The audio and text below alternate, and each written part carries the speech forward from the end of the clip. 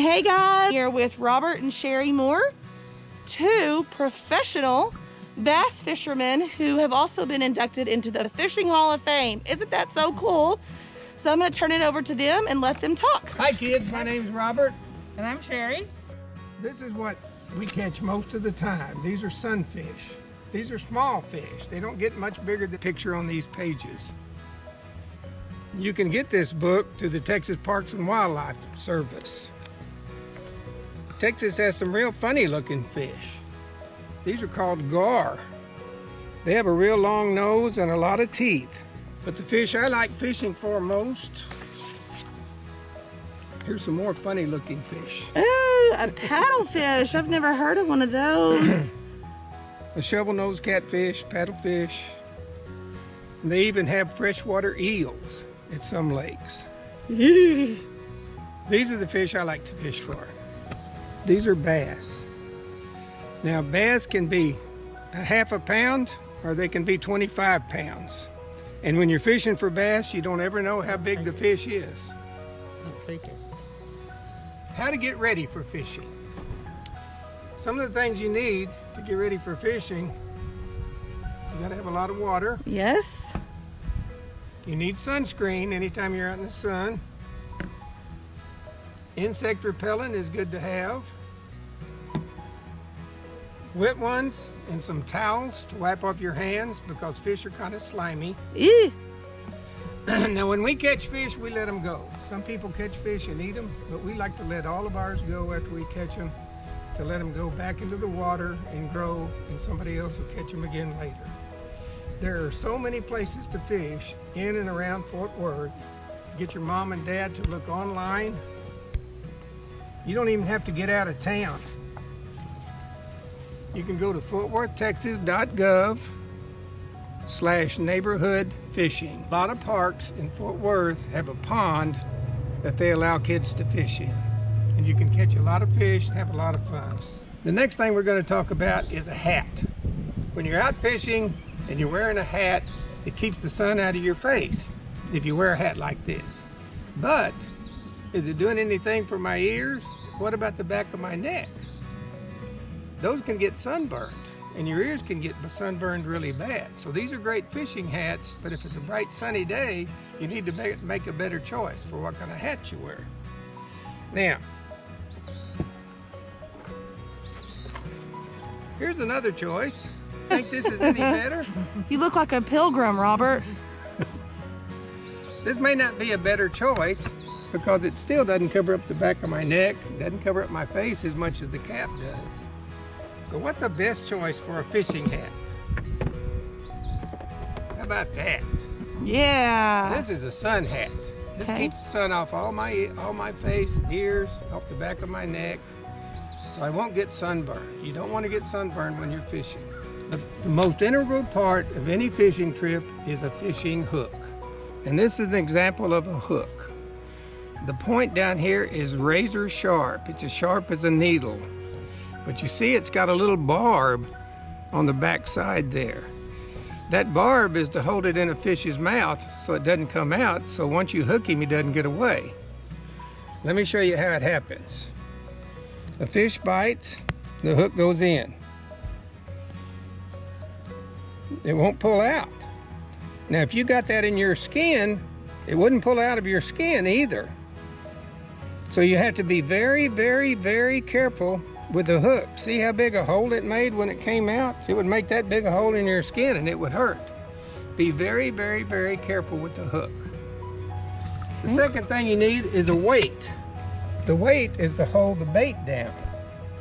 There's all kinds of weights. These are the easiest to use because all you do is put the line in that slot and then pinch them together. So you've got a hook, you've got a weight. The last thing you need is some fishing line. There's all kinds of fishing line and all colors of fishing line. But for our purposes, to learn how to fish, I recommend plain old monofilament line.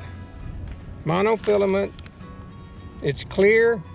This is 14-pound line. That means it won't break unless you catch a 15-pound fish. But all you really need is 8 or 10 pound line. But plain old monofilament, and monofilament comes in green or clear. That's the other thing you need besides a weight and a hook. This is a good fishing box. It's got everything you need in it. It's got hooks, it's got weights, it's got a selection of floats, it's got a pair of pliers to help get the hook out of the fish's mouth. It's got some toenail clippers, but we use these to cut the line after you tie a hook on to your string. And if you catch a fish and you want to keep it and take it home, we've got a stringer. These are the essentials of fishing. Here's the simplest rig you can make for fishing. I have a plain stick, I have a hook, and I have a weight. And I can go to the lake and unwind the line,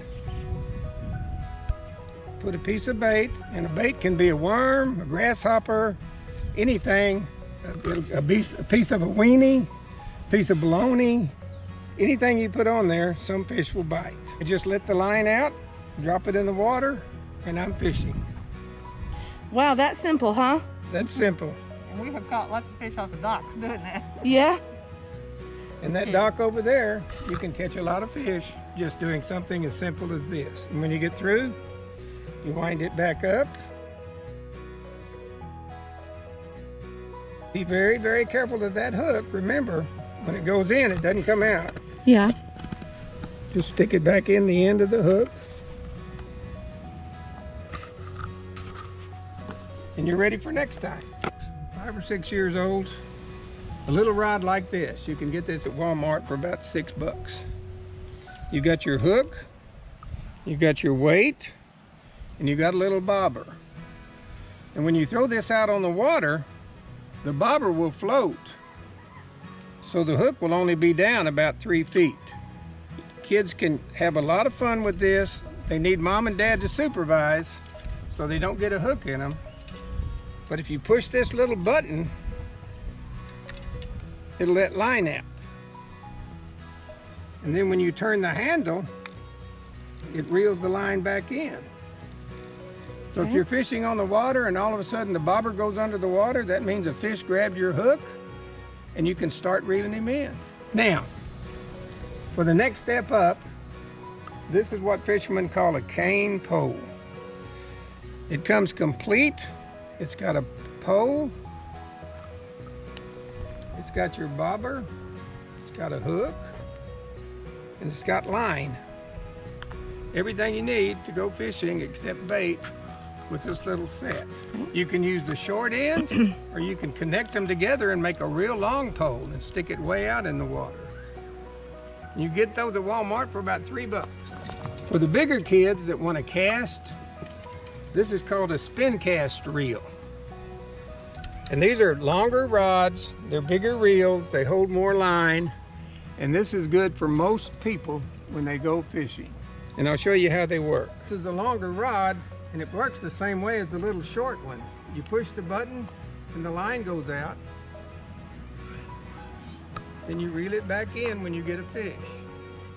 These are a couple of examples of bait casting reels. They call them bait casting reels because they're open face, and you work them with your thumb. Bass fishermen fish mostly with artificial bait, and there's 1,000 different kind of baits. We won't go covering all of them, but this bait looks like a minnow. See all the hooks it's got on it? Mm-hmm. And it swims across the water only about a foot under the water, and it looks like a minnow to a fish, and the fish will come up and grab it, and as soon as he grabs it, I'll pull and set the hook in its mouth, and then I can reel him in. And these reels have a button on them. You push it, but at the same time you push it, you have to put your thumb on the spool because it'll start letting out line. So you have to keep your thumb on the spool when you cast it. Reel it up like this, you cast it out, then you can reel it back in.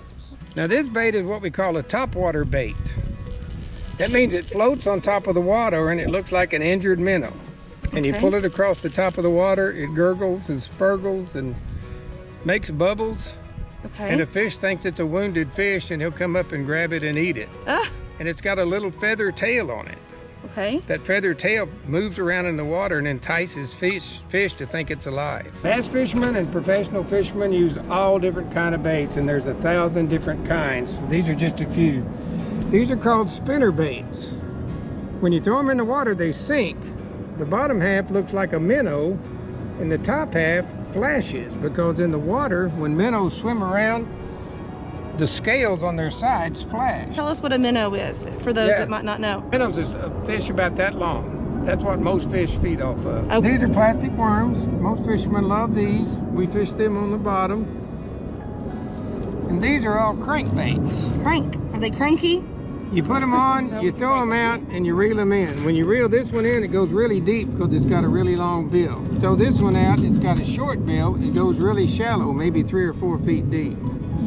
This is one that looks like a frog. You throw it out in lily pads. And this is a topwater. This is a swim bait. It mimics a big minnow. It's got this big flat tail on the back. Okay. And when you pull it through the water, the tail wags just like a real fish. When you hook a fish, you never can tell how big they'll be. And my goal is to catch one this big. This probably would weigh 13 or 14 pounds. Wow. What's the biggest one you've ever caught, Robert? 10 pounds. 10-pound bass. The bass we're fishing for can get up to 17 pounds. Wow. Enjoy yourself, but be careful. Use all the proper equipment and be very, very careful with the hooks. What is therapeutic about fishing to you guys? Why do y'all like it so much? If you fish all day on a beautiful lake, on a nice calm day, you see baby otters, you see ducks, you see eagles flying above. It's just enjoyable, it's relaxing, it's a lot of fun, and every now and then you catch a big fish. It makes it all worthwhile. Very calming to just float down the bank in our boat. Fishing on the side of the bank is also very stress relieving, because you're concentrating on just that one thing, and you kind of just forget about everything else. Thank y'all so much for coming out. Happy fishing. Thank you.